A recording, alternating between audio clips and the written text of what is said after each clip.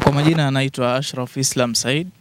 Kwa sasa ni daktari, nimehitimu shahada ya udaktari katika chuo cha sayansi mshirikishi Muhimbili mwaka jana. Kwa majina naitwa Zubair Juma Faki, ni alumni wa Ibn Jazar na ni mhitimu wa chuo cha Al-Bukhari International University kilicho Malaysia, na kwa sasa ni system analyst Exim Bank.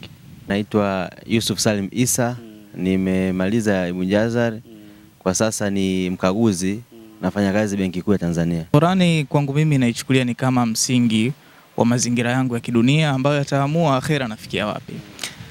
Ukiingia katika sanaa au tasnia ya udaktari, ndani yake kabla ya kuwa daktari, kabla ya kusoma huwa tuna kiapo maalum, lakini baada ya kusoma kuna kiapo maalum. Lakini yale ni mambo ambayo yanahukumiwa kidunia kwamba ukiepuka jambo fulani, labda kwa sababu tupo chini ya taasisi fulani ambayo inatuangalia kama madaktari, tunaweza tukuhukumiwa katika hii dunia. Lakini kuna nafasi ambayo unaweza kufanya mambo ukawa ni wewe, mgonjwa na Mungu peke yake. Je, umewahi kusikia sauti inayopenya mpaka rohoni? Je, unataka kujua siri ya ladha ya sauti nzuri kwenye Qur'ani tukufu? Karibu kwenye Ladha ya Makamati, kipindi kinachofundisha kwa weledi kuhusu makamati mbalimbali kama vile nahwandi, rasti, barawa pamoja na bayat. Hapa utakutana na walimu mbalimbali waliobobea katika makamati mbalimbali, na kupitia ujuzi wao watakufundisha jinsi ya kutumia makamati mbalimbali katika usomaji wa Qur'an.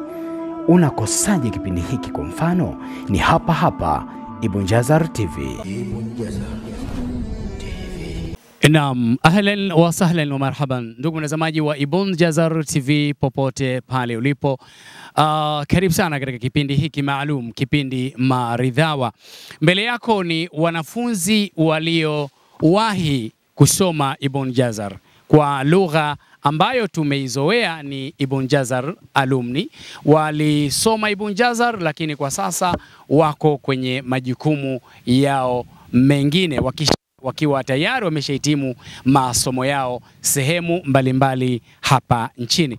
Lakini jambo kubwa la kufurahisha, leo nipo nao hapa wakiwa si tu kama wanafunzi waliohitimu Ibn Jazar, lakini wakiwa ni wadhamini wa mashindano ya Qur'ani tukufu yaliyofanyika hapa Ibn Jazar sekondari. Leo kumefanyika mashindano makubwa sana mashallah, lakini wao walijitoa muhanga kuhakikisha kwamba wanayadhamini mashindano haya, wakiwa wamejipanga vizuri kabisa kuhakikisha kwamba wanatoa zawadi kemkem. Kipi ambacho kiliweza kuwasukuma mpaka wakaamua kurudi shuleni kwao na hawajataka kudhamini wala kufadhili kitu chochote zaidi ya mashindano ya Qur'ani tukufu?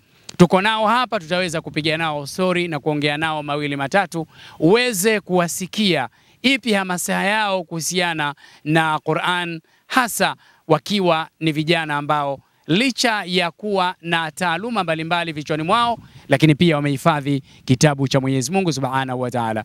Jina langu ni Hamza Shabani Lusambo, nyuma ya kamera niko naye Muhammad Isa Gingi. Assalamu alaikum wa rahmatullahi wa barakatuh. Karibuni sana kwenye kipindi chetu.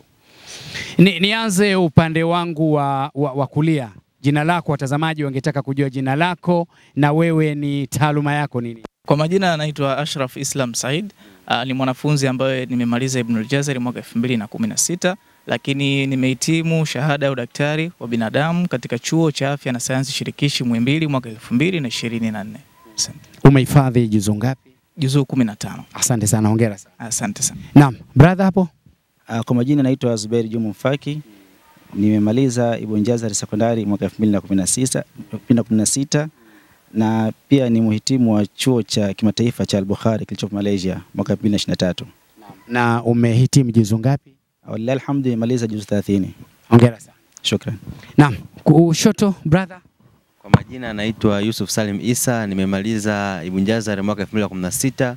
Nimehitimu chuo cha Mlimani UDSM shahada ya uhasibu mwaka 2022.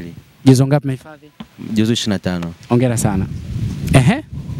Naam, kwa majina naitwa Muhammad Yusuf Ali, na mhitimu wa shahada ya kilimo katika chuo cha SUA mwaka 2022, na nimemaliza Ibn Jazar mwaka 2016. Hongera sana pia. Asante. Naam, ndugu mtazamaji, kama ulivyosikia, tuna madaktari hapa, tuna wahasibu, tuna ma-IT na kadhalika. Lakini tunachojifaharisha siku zote tumekuwa tukisema kwamba licha ya taaluma walizokuwa nazo, lakini pia wameweza kuhifadhi Qur'an. Moja kwa moja tuweze kuwasikia nini ambacho kimewasukuma wao kuweza kuja kuyadhamini mashindano haya. Lakini kabla sijaingia katika maswali niulize kitu kimoja. Nianze na Ashraf Islam, nikuulize swali. Umehifadhi juzuu 15. Qur'ani yako inakusaidiaje katika utabibu wa binadamu, hasa unapofanya matibabu? Ulikuwa unahifadhi Qur'an, lakini ulivyokwenda kule kwenye utabibu practically, Qur'ani kama Qur'ani inakusaidia nini katika ile kazi ambayo tunaweza tukasema ni kazi ngumu sana? Okay, asante. Qur'ani kwangu mimi naichukulia ni kama msingi wa mazingira yangu ya kidunia ambayo yataamua akhera nafikia wapi. Ukiingia katika sanaa au tasnia ya udaktari, ndani yake kabla ya kuwa daktari, kabla ya kusoma huwa tuna kiapo maalum, lakini baada ya kusoma kuna kiapo maalum.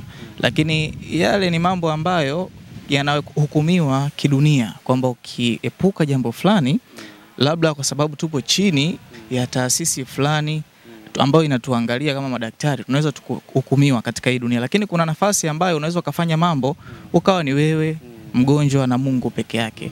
Kwa hiyo sasa ukiwa katika nafasi kama hizo, kitu gani kitakachokupa dira ya kusimamia ile misingi? Maana yake itakuwa ni Qur'ani. Na uzuri ni kwamba haijalishi una juzuu 1, 2, 3. Yale mawili uliokuwa nayo unasimamia vipi katika utendaji wa kazi? Maana hilo ndio jambo kubwa zaidi. Kwa hiyo katika Qur'ani humo yawezekana kuna aya moja tu ndani ya juzuu hizo 15 nilizokuwa nazo ndio ambayo kila siku inanikumbusha kwamba katika yale maisha ya kila siku nijue kuna kesho ambayo hakimu wake atakuwa ni Mwenyezi Mungu peke yake. Hatakuwepo mgonjwa, hatakuwepo fulani wala shirika fulani. Kwa hiyo katika nafasi kama hiyo, maisha ya dunia ni mafupi mno, ni ya mpito peke yake. Kwa hiyo tunapata kitu gani cha kutusimamia katika maisha haya kidunia? Ni Qur'ani. Kwa hiyo hata kuja katika mazingira kama haya ni kuleta angalau na wengine wapate muamko kwamba kuna kitu fulani. Isiwe tu watu wanahifadhi, wanashiriki kwenye mashindano mbalimbali, wanapata zawadi, lakini hakuna utekelezaji wa yale machache au mengi waliokuwa nayo.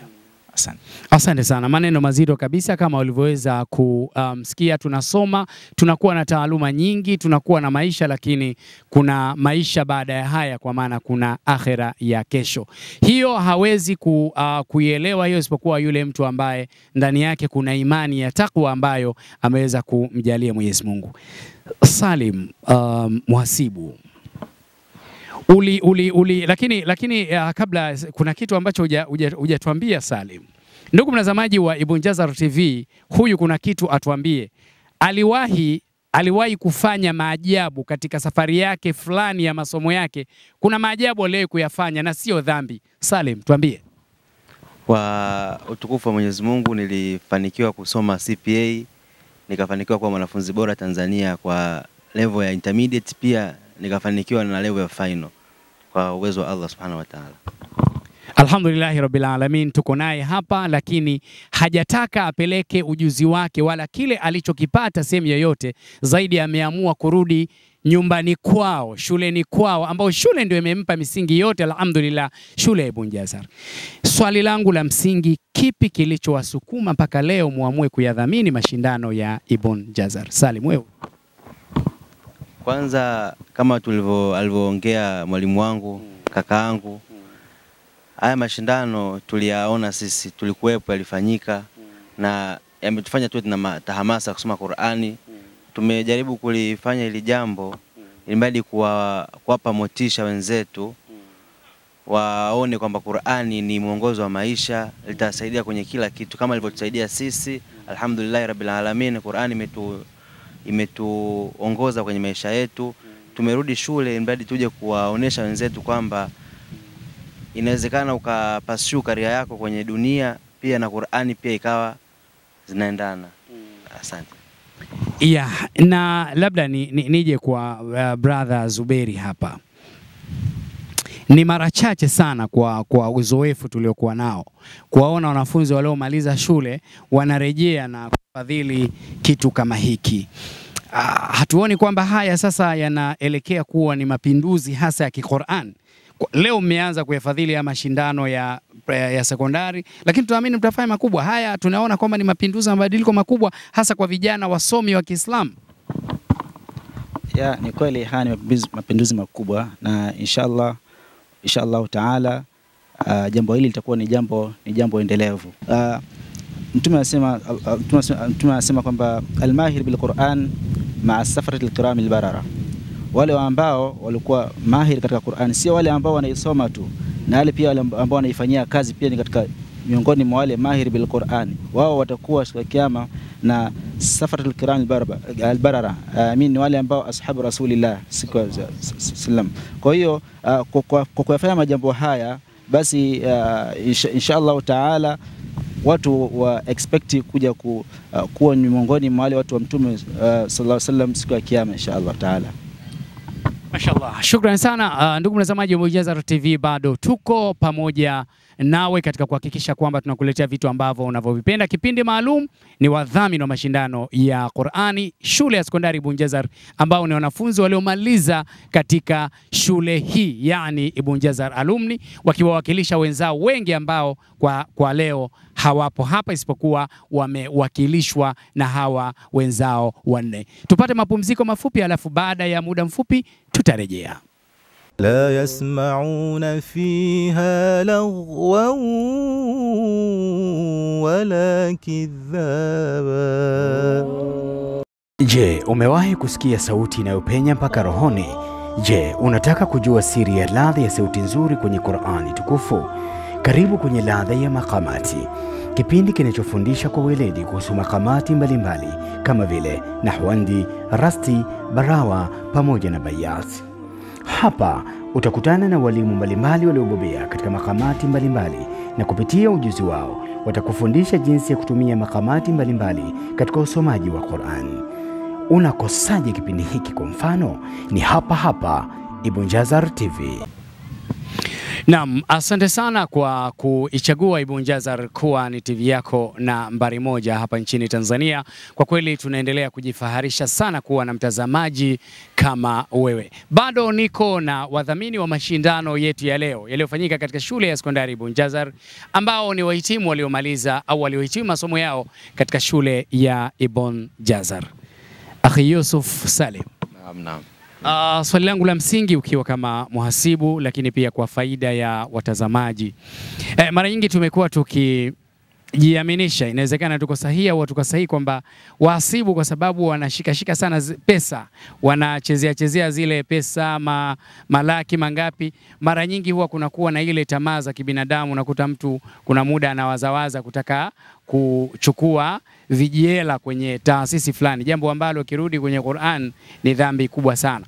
Wewe umehifadhi Qur'an, ni kwa namna gani Qur'ani inakusaidia katika kujiepusha na hizo tabia hizo ambazo zinaweza zikapelekea wewe kuingia kwenye matatizo, tabia za kudokoa pesa hasa katika taasisi unayoifanyia kazi? Naam. Qur'ani ni kifua. Qur'ani ni mwongozo wa maisha. Qur'ani kama mlivyotangulia kusema wenzangu, Qur'ani ni ikiwa mwenendo wako wa maisha itakuwa kama mwongozo wako, itakuwa kama kifua, itakuepusha na mambo mbalimbali. Tumeambiwa kwamba tusishie kwenye kusoma na kuhifadhi Qur'ani, bali kuifanya Qur'ani iwe mwenendo wa maisha yetu. Mimi naamini Qur'ani ukiiweka kipaumbele, ukiwa ni maisha yako ni Qur'ani, basi hutokuwa na tabia hizo, tamaa, kutamani vitu vya watu, kukula amana za watu, kuaminiwa, kuvunja imani. Na imani kama muhasibu nihifadhi Qur'ani, ukiweka Qur'ani kama mwongozo, ikakaa kipaumbele chako, hauwezi ukatumia amana vibaya za watu. Kwa hiyo maana yake tunaweza kusema kwamba kwa ujumla kwamba vijana wahifadhi Qur'an, ili Qur'an wakipata kazi na wakiajiriwa sehemu iwe inawasaidia katika kuyafanya mambo ambayo yanaweza kuingiza kwa matatizo, si ndio Sheikh? Ndio kabisa. Shukrani sana. Nirudi kwa Ashraf Islam. Ashraf, tumekuwa tukiwaona vijana wengi wanahifadhi Qur'an, lakini Qur'ani ile imekuwa haiwasaidii chochote, hasa wanapokuja kupata kazi zao, wanapata taaluma zao, wanapokuja kupata kazi ile kuifanyia kazi Qur'an. Kama nyinyi ambavyo mmeweza kufanya, mmehifadhi Qur'an, mmepata taaluma, mmepata kazi zenu, lakini kile mnachokipata mmerudisha kwenye Qur'an kwa sababu mmehifadhi Qur'an. Vijana wengi tumewaona wako kinyume na hivyo. Wito wako kwa jamii, hasa vijana ambao wamehifadhi Qur'an, wamaliza taaluma zao na wameingia makazini, wito wao wafanye nini ili mradi kuweza kuienzi Qur'an kama nyinyi ambavyo mnavyofanya? Inshallah, kikubwa tunazungumzia kama alivyotoka mzungumzaji Allah Yusuf kwamba Qur'ani inatoa dira ya mwenendo wa maisha. Ukirudi katika Uislamu, maana ya dini tu kiufasaha zaidi ni kwamba ni namna ambavyo mtu anaendea mambo yake kila siku. Na katika Uislamu manake tunaendea kupitia vitu viwili kama tulivyosema awali, ni kwamba ni Qur'ani pamoja na sunna za Bwana Mtume Muhammad sallallahu alaihi wasallam. Tunavyoenda katika mambo mbalimbali tunasema Qur'ani inatia baraka ndani yake. Kama tulivyosema sisi tumehitimu katika elimu ambazo sio za dini. Tumepitia kwanza kwenye dini kupata misingi, lakini huku katika elimu ya kimazingira tumefika katika hatua fulani.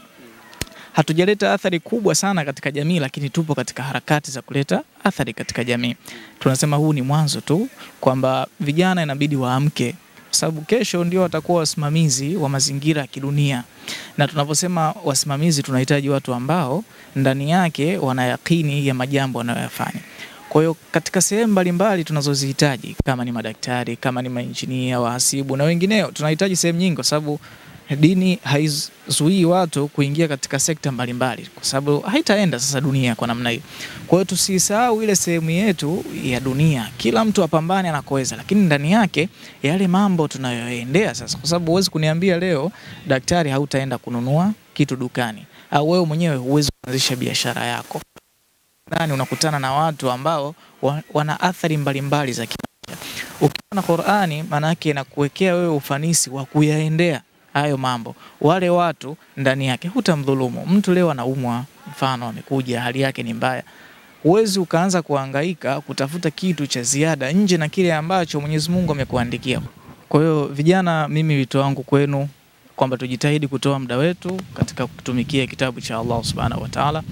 Hata kama ni dakika 5 ambazo zinapatikana kwa siku, jitahidi. Kama wewe hujui kabisa, basi ni muda wa kuanza. Kwa watu walianza wakiwa wazee na wakaweza kumaliza kitabu cha Allah Subhanahu wa Ta'ala na kawafanya mambo. Kwa hiyo tuitoe muda wetu, tuisome Qur'ani, tuienzi na tujitahidi kuifanyia kazi. Na tuamini kuwa ndani ya Qur'ani kuna baraka. Haijalishi kwamba fulani kahifadhi Qur'ani hajafanikiwa kimaisha. Yawezekana mbele ya Mwenyezi Mungu ana nafasi kubwa kuliko vile ambavyo tunamuona. Inshallah. Shukran. Brothers, ni washukuru sana kwa muda wenu, na washukuru sana kwa ujio wenu. Mwenyezi Mungu akubarikini na kujazeni kila la kheri inshallah. Naam, ndugu mtazamaji wa Ibn Jazar TV, kila lenye mwanzo halikosi mwisho. Nilikuwa na wasomi hawa madaktari, nilikuwa na Daktari Ashraf Islam, nilikuwa pale na IT wetu si mwingine bali ni Zuberi Mfaki, nilikuwa naye CPA wetu Yusuf Salim, na bila kumsahau Al-Akhi Muhammad. Wote hawa tumekuja nao wakiwa na wadhamini wetu wakubwa wa mashindano ya leo ya Qur'an, wakiwa pia ni wahitimu waliohitimu katika shule yetu ya Ibn Jazar Secondary School. Jina langu ni Hamza Shabani Lusambo, nyuma ya kamera ni Muhammad Isa Gingi. Mpaka wakati mwingine, ma'asalam wa billahi tawfiq, wassalamu alaikum wa rahmatullahi wa barakatuh.